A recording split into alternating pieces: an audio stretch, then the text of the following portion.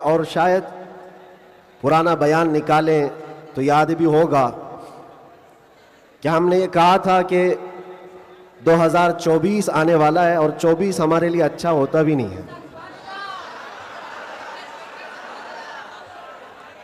हमने उसको डबल 12 कहा था। बहरहाल जैसे तैसे 24 तो गुजर गया, लेकिन आला हज़रत का 25 आने वाला है।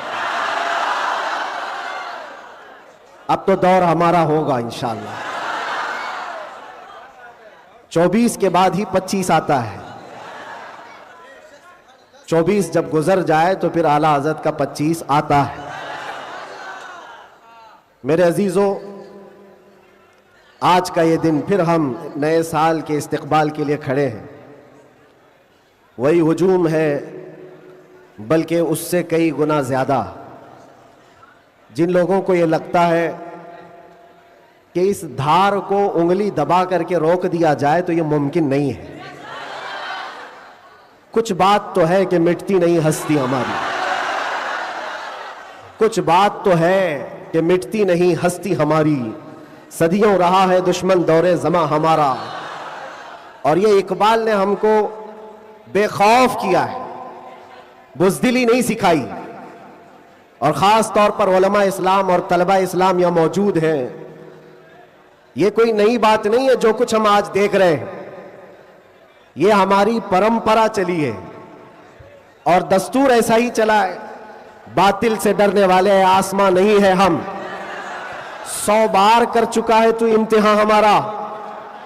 और तौहीद की अमानत सीनों में है हमारे, आसान नहीं मिटाना नामो निशान हमारा, आसान नहीं मिटाना नामो निशान हमारा। मेरे अजीजों, हम अपनी ताकत के बलबोते, अपने मनसब और अपने ओहदे के बलबोते इतनी बड़ी बातें नहीं करते।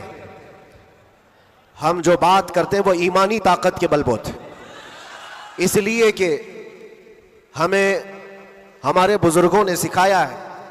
आपकी नॉलेज के लिए मेरे असातिज़ा के बारगाह में मैं ये अर्ज करूंगा, एक लंबे गैप के बाद तकरीबन 10 महीने हो गए, मैं जलसे जुलूस नहीं किया। 8 महीने तो अंदर था, और 10 महीने के बाद मैं परसों पहला जलसा किया, और स्टेज का पहला जलसा किया, और वो भी गुजरात में किया। सुभान अल्लाह, सुभान अल्लाह। और कोई ढकी छुपी बात नहीं है कि छुप करके चोरी से किया। मेरे अजीजों, ये मेरे लिए अल्लाह तबारक व तआला का इनाम भी है और तारीख की ये सच्चाइयां हैं। इस्लाम को तुम जहां से रोकना चाहते हो वहीं से ये फैलता भी है। आज जा करके देखो, यूरोप, अमेरिका, सबसे कसरत से वहां पर अगर कोई दीन फैल रहा है तो इस्लाम है। उसकी वजह क्या है? उसकी वजह भी यही है, इस्लाम की फितरत में कुदरत ने वो लचक दी है, जितना ही दबाओगे उतना ही वो उभरेगा। सुभान अल्लाह, सुभान अल्लाह। मैं अल्लाह की बारगाह में ये दुआ भी करता था कि हमारे दीनी कामों पर कोई फर्क ना पड़े।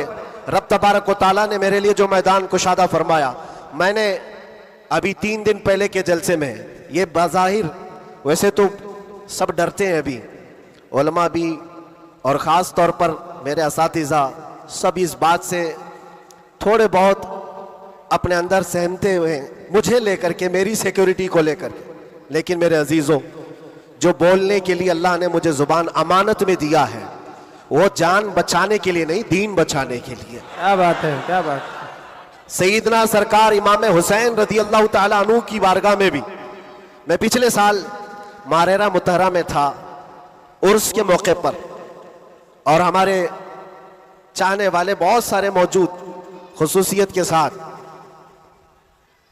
मुकर्रिर शहीर सैयद अमीन साहब मुझसे कह रहे थे, आपको लेकर के हम बहुत ज़्यादा खौफज़दा रहते हैं, डरते हैं, बहुत ज़्यादा डरते हैं कि आपका होना बहुत ज़रूरी है कौम के लिए, नौजवानों के लिए।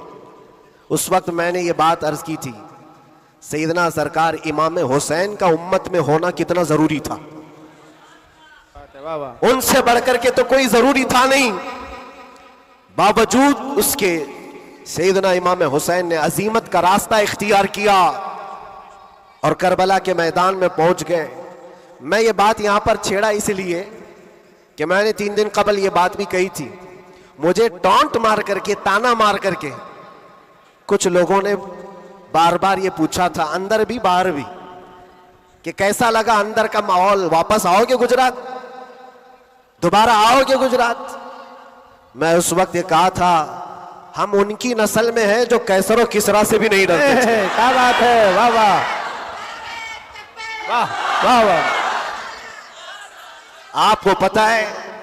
आपको पता है अल्लाह तबारक व तआला की ये जमीन, ये रब्बे जुल जलाल की वसी व अरीज जमीन, जिसको हमने एक ही जुमले में यूं कहा था, पाए मुरा लंग नीस जमीन खुदा तंग नीस। क्या बात है, वाह वाह। अभी तक तो अल्लाह ने मुझे लंगड़ा नहीं किया है, और जब तक पांव सलामत है हर जमीन पर जाएंगे।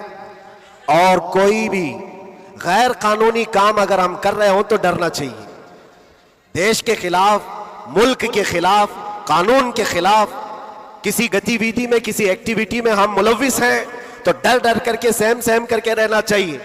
अल्हम्दुलिल्लाह एक बाल बराबर भी हमारे अंदर डर इसीलिए नहीं आया कि हमने कभी कोई खुफिया प्लानिंग नहीं की है।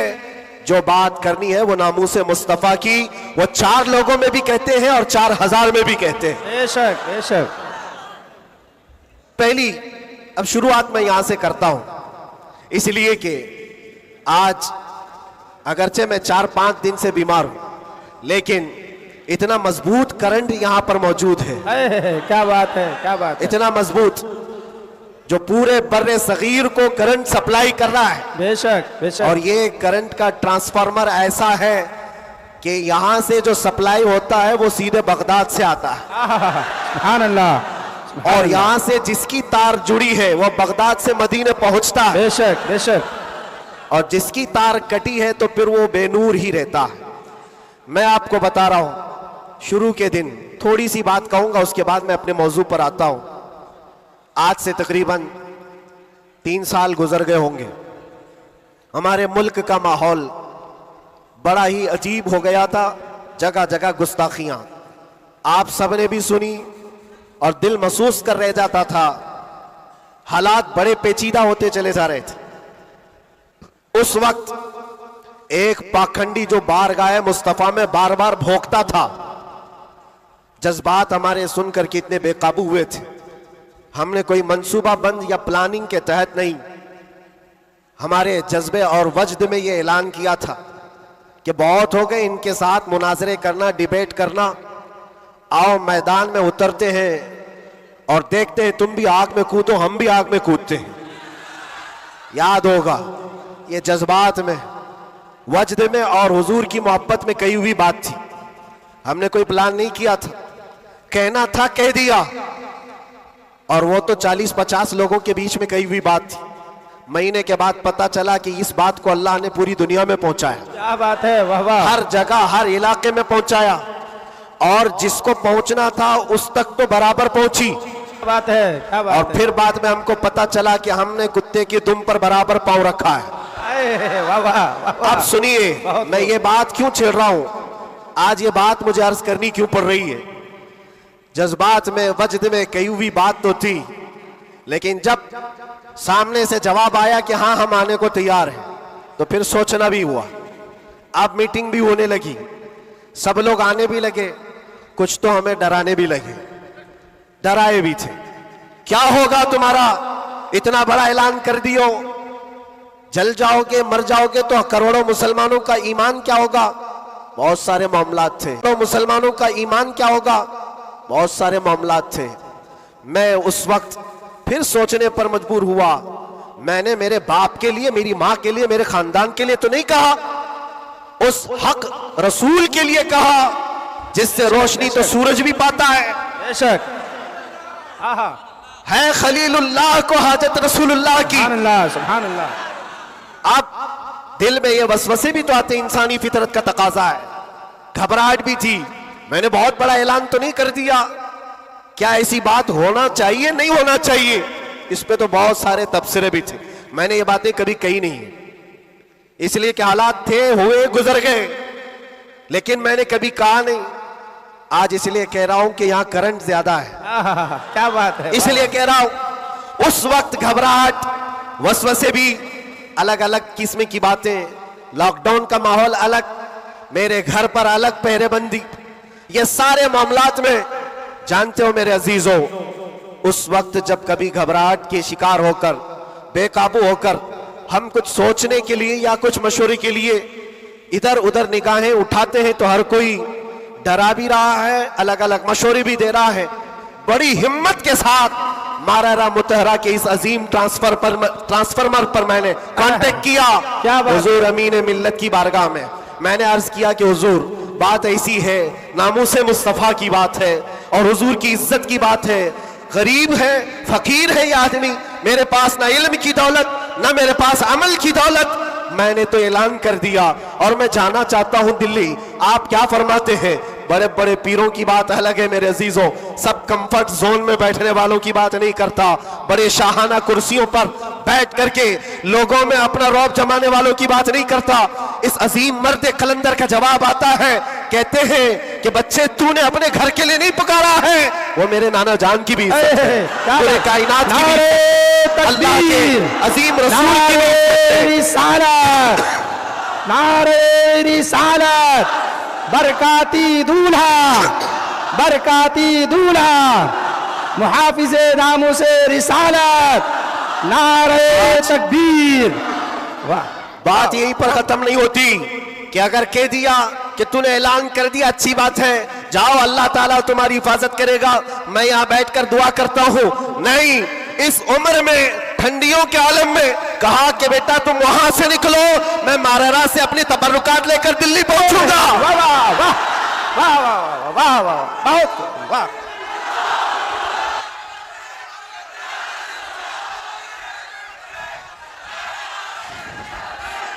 ओके, वाह वाह, सुभान अल्लाह, सुभान अल्लाह।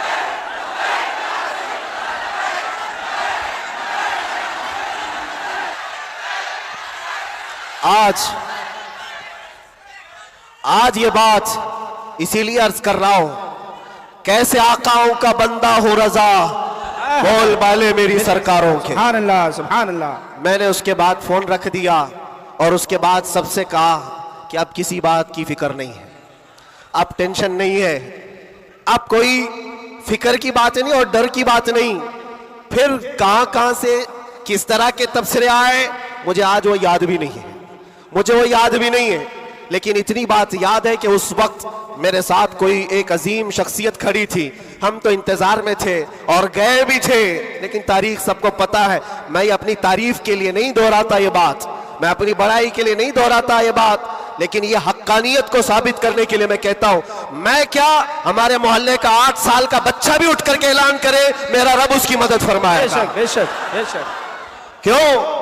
इसलिए कि वो नामूसे मुस्तफा की बात कर रहा है, वो इज्जत रसूल की बात कर रहा है।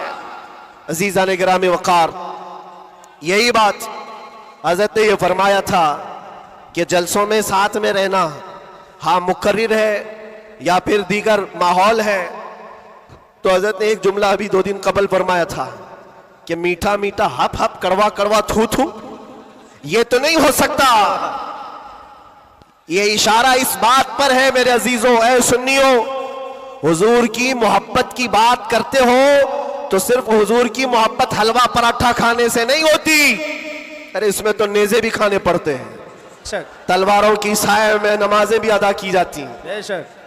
ये शहादत गए उल्फत में है कदम रखना, लोग आसान समझते हैं मुसलमान होना। मैं ये भी नहीं कहता कि मैं बहुत बड़ी तकलीफ उठा करके आया हूं, नहीं, 8 महीने गुजरे कि 8 साल गुजरे, कोई बहुत बड़ी तकलीफ उठा करके तुम्हारे पास आया, मैंने कभी इस चीज का जिक्र नहीं किया और ना ही शिकायत कभी करूंगा इस बात की, इसलिए कि तारीख की सच्चाइयां इस बात की गवाही देती हैं, वो बड़े बड़े अइम्मा इस्लाम जो रसूलुल्लाह की आल में से थे, इमाम मूसा काजिम, हम तो मेरे अजीजों गुनहगार हैं, हमारी बहुत सारी खताएं हैं, वो अहले बैत अइम्मा इस्लाम जिनके गुनाह नहीं, खताएं नहीं, बगैर किसी कसूर के जालिम बादशाहों ने 7-7 साल तक उनको अंदर कैद में रखा है। इमाम मोहम्मद बिन हसन अस्करी 20 साल तक अंदर रहे, किसको कहते हैं 20 साल? पूरी लाइफ गुजर गई। इमाम मूसा कासिम 7 साल के बाद अंदर जहर दे करके मारा गया और वहीं से जेल से जनाजा भी निकला। उनकी कुर्बानियों पर हम कहां लगते हैं? लोग ये भी जो आज समझते हैं कि बहुत बड़ा काम करके आए, कोई कहां कहां से क्या क्या लक़ब पुकारे, गाजी इस्लाम। ना मेरे अजीजों, अभी तो हम खादिम इस्लाम नहीं बन सके। गाजी इस्लाम तो बहुत बड़ी बात है और हम इस बात को आपके सामने बार बार दोहराते इसलिए हैं कि आज सुन्नियों को हो क्या गया है, छोटी सी चीज को लेकर बहुत बड़ा समझने लग जाते हैं, बहुत बड़ा समझने लगते हैं। ये इब्तिदाए इश्क है, आगे देखो होता है क्या क्या। सितारों से आगे जहां और भी है। तुम्हारी अभी आजमाइश आई कहां, हमें अभी आजमाया कहां गया है? कुरान तो ये कहता है कि हम हसिबतुम अन तदखुलुल जन्नत वलम्मा यातिकुम मसलुल लज़ीना खलौ मिन क़ब्लिकुम मस्सतहुमुल बअसाउ वज़्ज़र्राउ वज़ुलज़िलू हत्ता यक़ूल अर्रसूलु वल्लज़ीना आमनू मअहु मता नस्रुल्लाह अला इन्न नस्रल्लाहि क़रीब। रब ताला फरमाता है, क्या तुम ये सोच कर बैठे हो कि तुम सीधे जन्नत में चले जाओगे और तुमको वैसी तकलीफें नहीं आएंगी जैसे पहले वालों को आई थी? और कैसी आई थी? कुरान कहता है वो ज़ुलज़िलू, उन्हें हिला दिया गया था। यहां तक कि रसूल पाक ने और ईमान वालों ने यह कहना शुरू किया, अल्लाह की मदद कब आएगी? फिर रब ताला फरमाता, आगाह हो जाओ, अल्लाह की मदद करीब है। हमारी आजमाइशें कहां आई है मेरे अजीजों? कौन सी तकलीफें, कौन सी मुसीबतें? उलमाए इस्लाम को आज अल्लाह तबारक व तआला ने ठाट बाट से रखा है। हर तरह की सहूलियात तुम्हें आज मिली हुई है। कौन सी नेमत की कमी मौला ने दी है? हर चीज तुम कदम बाहर निकालो कि सारी सहूलियात तुम्हारा इस्तेमाल कर रही है। हम यहां एसी में दिन और रात गुजारने वाले हैं, कालीनों पर सजदे करने वाले हैं और मुर्ग मुसल्लम हर दिन खाने वाले हैं। तुम्हें कहां पता है अभी कि आजमाइश कहते किसे, तकलीफें कहते किसे? मैंने तो सिर्फ एक चक करके देखा है 8 महीने में, फिर अंदाजा हुआ, चखा है बस। चक करके आए कि 8 महीने पत्थरों पर उन्होंने सुलाया था तो लगता कैसे है? कैसे लगता है? खाना और पानी के लिए जो आज हमारे इर्द गिर्द लोग हाथ धुलाएं, रुमाल दे पोंछने के लिए, हर चीज की खिदमतगार हो, और जब वहां बदतमीज लोग और जालिम लोग लाइन में खड़े करके सूखी रोटियां देते हो तो फिर अंदाजा होता है लगता कैसे है। ये छोटी सी चीज हमने चेक करके देखा है, वो रोटियां देखी जिससे इंसान का गला कट सकता है। मेरे अजीजों, ये सब बातें इसलिए अर्ज कर रहा हूं कि अभी इम्तिहान बाकी है हमारे। अगर नामूस मुस्तफा की बात करते हो तो फिर इन सब चीजों के लिए तैयार रहो, इन सब चीजों के लिए तैयार रहो। और एक बात मैं बताता हूं, ये बाहर मजमू में बैठ करके बात करना बहुत आसान है और अंदर तकलीफें सह करके फिर ये बात करो। मेरे अजीजों, कभी कभार घबराहट ऐसी होती थी, कुछ कैदी लोग आकर कहते थे कि सच में अल्लाह है, सच में अल्लाह है? ऐसे सवाल, अल्लाह है, सुनता है? और उस वक्त कोई आयत उनको बताने में भी हमें ऐसा लगता। एक कैदी से मैंने कहा, इन्ना मअल उसरि युसरा, हर तकलीफ के बाद आसानी अल्लाह का वादा है। झट से उसने कहा, मौलाना 16 साल हो गए, अभी कब आएगी वो आसानी? हमारे पास क्या जवाब है? ये तकलीफें सह करके फिर आयतों पर यकीन करना, ये बहुत बड़े कमाल की बात। यहां बाहर बैठ करके जो तसल्ली की बातें करें, मेरे अजीजों, बहुतों को हमने देखा है, बहुतों को जान भी देंगे, गर्दन भी कटा देंगे, बहुत सारी बातें हैं। इसी से अंदाजा हो जाता है जो सुबह बिस्तर नहीं छोड़ सकता वो क्या गर्दन कटाएगा? जो नमाज के लिए अजान को लब्बैक नहीं कहता, तो जान की बात कहां है? एक डंडे से सारी चीजें भाग जाएंगी, सब निकल जाते हैं इधर उधर। मैं सब की बात नहीं करता। आजमाइशें जिस वक्त आएंगी मेरे अजीजों, इस्तिकामत ये किसी छोटे मोटे चीज का नाम नहीं है। अल्लाह ताला फरमाता है, इन्नल्लज़ीना क़ालू रब्बुनल्लाह सुम्मा इस्तक़ामू, बेशक वो लोग जिन्होंने ये कहा हमारा रब अल्लाह है, फिर उस पर जमे रह गए, ततनज़्ज़लु अलैहिमुल मलाइका, उन पर फिर फरिश्ते उतारे जाते हैं, फरिश्ते उतारे जाते हैं।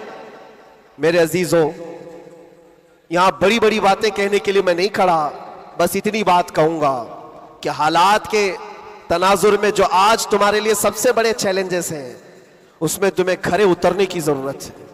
तुम सिर्फ अपने मोहल्ले के नुमाइंदे नहीं हो। ये जो सरों पर टोपियां और दाढ़ियां हैं तुम्हारे चेहरों पर, तुम किसी मस्जिद के ही मुसल्ली नहीं हो, बल्कि पूरी कायनात में अल्लाह ने तुम्हें खैर उम्मत बनाया है। सब इंसानों के लिए तुम रहबर हो, रहनुमा हो। तुम्हारे अखलाक हर कोई आज देख रहा है। तुम एम्बेसडर हो किसके? रसूल पाक के। तुम तर्जुमान हो अखलाक रसूल के। अगर आज तुम नहीं उठोगे और ये अखलाक नहीं दिखाओगे, तो इससे सिर्फ तुम्हारे घर का नहीं, पूरे दीन इस्लाम का, आगे आने वाली नस्लों का बहुत बड़ा खसारा है, बहुत बड़ा नुकसान है। नौजवानों से मैं बार बार ये अपील करता आया हूं, ऐ नौजवानों उठो, उठो, वो घर ना हश्र ना होगा फिर कभी, दौड़ो के जमाना चाल अपनी चल गया है।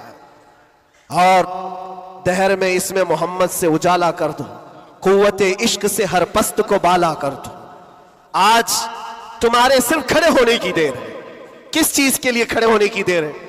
जब मैं ऐसी बातें करता हूं तो हमारे जो रिश्तेदार कलम कापी लेकर बैठे, उनको लगता है ये जंग के लिए बुला रहे हैं, अभी तलवार भाले नेज़े की बात कर रहे हैं। मेरे अजीजों, तुम्हारे लिए सबसे बड़ा हथियार इश्क मुस्तफा है, इश्क रसूल है, मोहब्बत मुस्तफा है। और जब वो किसी के अंदर आ जाता है तो फिर उसके अखलाक से वो नजर भी आता है, उसके अखलाक से वो नजर आता है। जाहिल आशिक रसूल नहीं बन सकता। आशिक रसूल इल्म की तरफ बढ़ता है। जाहिल और ऐसा बदअकीदा जो दावा करता हो हुजूर के गुलाम होने का, अगर उसकी जुबान में सच्चाई नहीं है तो वो आशिक रसूल है ही नहीं। अल्लाह के नबी सल्लल्लाहु ताला अलैहि वसल्लम ने फरमाया, मेरे गुलामों में से जितने हैं, अगर कोई मुनाफिक हो तो मुनाफिक के अंदर दो आदतें जमा नहीं हो सकती। हुजूर पाक सल्लल्लाहु अलैहि वसल्लम फरमाते हैं, दो आदतें मुनाफिक के अंदर नहीं आ सकती। वो कौन सी दो आदतें हैं? अच्छे अखलाक। ये अच्छे अखलाक, ये सिर्फ हंस करके मिलना, इसको अच्छे अखलाक नहीं कहते, वो बहुत लंबी इसकी एक तशरीह है। अच्छे अखलाक मुनाफिक के अंदर नहीं आ सकते। और दूसरी चीज, अल्लाह पर तवक्कुल और रसूल की हर बात पर यकीन, ये मुनाफिक के अंदर नहीं आ सकती। मैं आपसे पूछता हूं, अल्लाह रब्बुल इज्जत की हर बात पर आपको यकीन है? रसूल पाक के हर फरमान पर यकीन है? बेशक, बेशक। अगर यकीन है तो ये जुबान से बोलने की बात क्या है? फिर तुम्हारा अमल कहां है? इसीलिए सैयदना अबू बकर शिबली रहमतुल्लाह ताला अलैह, सिलसिला कादरिया के बड़े बुजुर्ग हैं, गौसे पाक के दादा पीरों में आते हैं। आप कहते हैं मेरी जिंदगी का सबसे कठिन सवाल, सबसे मुश्किल सवाल ये है, अगर किसी ने मुझसे पूछ लिया क्या तुम हुजूर पाक सल्लल्लाहु अलैहि वसल्लम से मोहब्बत करते हो, वो कहते हैं मेरे लिए सबसे कठिन सवाल है। अभी मैं पूछूं तो सब हाथ भी उठाएंगे, सब उठा देंगे। हुजूर पाक सल्लल्लाहु अलैहि वसल्लम से मोहब्बत है, यानी सब चिल्ला के बोलेंगे है। लेकिन हजरत अबू बकर शिबली कहते हैं ये मेरे लिए इसका जवाब सबसे मुश्किल है। कहा इसमें क्या मुश्किल है? आप फरमाते हैं अगर ना कह दिया तो ईमान चला जाएगा, अगर ना कह दिया तो ईमान चला जाएगा, और अगर हां कहूं तो मेरे अमाल उसके मुताबिक नहीं, झूठा पड़ जाता हूं, दिल मलामत करेगा। जुबान से तू रसूल पाक की मोहब्बत की बात करता है, कहां है तेरे अमल? अजीजा ने गिरामी वकार, ये दो आदतें मेरे आका फरमाते हैं मुनाफिक के अंदर नहीं आ सकती। अच्छे अखलाक और अल्लाह उसके रसूल पर यकीन कामिल। यकीन से ही तो आरी होता है मुनाफिक, यकीन उसका खत्म हो चुका होता है। यहां अभी लक्की ड्रॉ शुरू हो जाए और चीट पे चीट होते रहते, हर साल होते रहते, फिर भी उसमें घुसते भी रहते। लाख का 2 लाख बनाना है, अभी देखो कितने आ जाएंगे। और कैसे कैसे चीटर लोगों पर यकीन करते हैं, और 2-4 लोगों ने बोल दिया कि नहीं मेरा भी डबल हुआ है, सब आ गए, लाइन लग जाती है, कई कई 100 करोड़ खा करके चले जाते हैं। इन पर तुम्हें यकीन है? और मुस्तफा करीम सल्लल्लाहु ताला अलैहि वसल्लम ने फरमाया, तुम सुबह अपनी नींद को छोड़कर, बिस्तर कर छोड़कर अपने घर से वजू करके मस्जिद की तरफ निकल कर आए, 2 रकात नमाज अदा कर लिया। हुजूर पाक सल्लल्लाहु अलैहि वसल्लम फरमाते पूरी दुनिया की दौलत से ज्यादा कीमती है। सुभान अल्लाह, सुभान अल्लाह। यकीन है इस पर तो इन्वेस्ट करो। अगर हुजूर पाक सल्लल्लाहु अलैहि वसल्लम की हर बात पर यकीन है तो इन्वेस्ट करो इसमें। आज यही तो बात है, ये सबसे बड़ा चैलेंज है। मुनाफिकत आने लग गई है, बुज़दिली कहां से आती है? अल्लाह उसके रसूल की हर बात पर यकीन कामिल हो जाए बंदे को, तो फिर वो मुनाफिक नहीं रहता, वो ईमान वाला होता है। और फिर मुसीबतें तो आएंगी, लेकिन मुसीबतें उसका कुछ नहीं बिगाड़ सकती। हजरत अबू हुरैरा रज़ियल्लाहु ताला अन्हु की हदीस है, फरमाते हैं अगर मुझ पर पहाड़ 10 पहाड़ भी नाजिल हो जाएं, उतर जाएं, तब भी मैं खौफजदा नहीं होता, डर नहीं है मुझे। कहा क्यों? कहा कुरान की एक आयत मेरे लिए काफी है। पूछा कौन सी आयत? फरमाते अल्लाह फरमाता है कुल लन युसीबना इल्ला मा कतबल्लाहु लना हुवा मौलाना व अला अल्लाहि फल्यतवक्कलिल मुमिनून। फरमाते हैं अल्लाह ने अपने नबी से कहा है, ऐ महबूब आप फरमा दें हरगिज हमको कोई मुसीबत नहीं आती, उतनी ही आएगी जितना अल्लाह ने लिखा है। सुभान अल्लाह, सुभान अल्लाह। उतनी ही आएगी जितनी अल्लाह ने लिखा है। और फिर आगे रब ताला फरमाता हुवा मौलाना, वही हमारा मददगार है, वही हमारा मददगार है। व अला अल्लाहि फल्यतवक्कलिल मुमिनून, और मोमिनों को चाहिए कि अल्लाह ही पर भरोसा करें। बड़े बड़े लोगों को देखा, लेकिन कैद के दौरान, जेल के दौरान कुछ छोटे छोटे लोगों ने हमें बहुत कुछ सिखाया। गुजरात के एक छोटे से गांव का रहने वाला कैदी आ गया था, मानसिक संतुलन बिगड़ा हुआ था, घर वाले भी चाहते थे अंदर ही रहे, छुड़ाना भी नहीं चाहता था कोई, उठा पटक ज्यादा करता था, जवान था, और अंदर रहा। महीना गुजरने लग गया। वहां होता ऐसा, निजाम ऐसा है कि हर हफ्ते घर वालों की मुलाकात आ जाती, जालियों में, इधर से हम, बाहर से रिश्तेदार। हर कैदी के कोई, कभी माँ, कभी बाप, कभी भाई बहन, मुलाकात के लिए हफ्ते में एक मरतबा टाइम मिलता है 15 मिनट। लेकिन इस बंदे का कोई आता ही नहीं था, मिलने भी नहीं आए। महीना गुजर जाता, ये उठा पटक शुरू कर दे, लोगों को मारना दो। तो जेलर जो है घर को फोन लगाता उसके और कहता कि भाई तुम्हारा बेटा है, कभी तो आओ, मुलाकात लो उससे, सबको परेशान कर रखा है। और इसलिए कि कैदियों की जो हालत बिगड़ती है तो ये बहुत बड़ा डेंजर मसला होता है, उनको संभालना। बाहर आप इधर उधर हुए तो अंदर डालेंगे, अंदर ही बिगड़ा तो फिर कौन सा अंदर, वो लास्ट मंजिल है। और इसीलिए वहां जाने के बाद डर भी निकलता है लोगों का, इसके बाद कहां जाना है, अब सीधे जन्नत है। आप सुने इस बात को। उसका बाप आया और कहा कि बेटा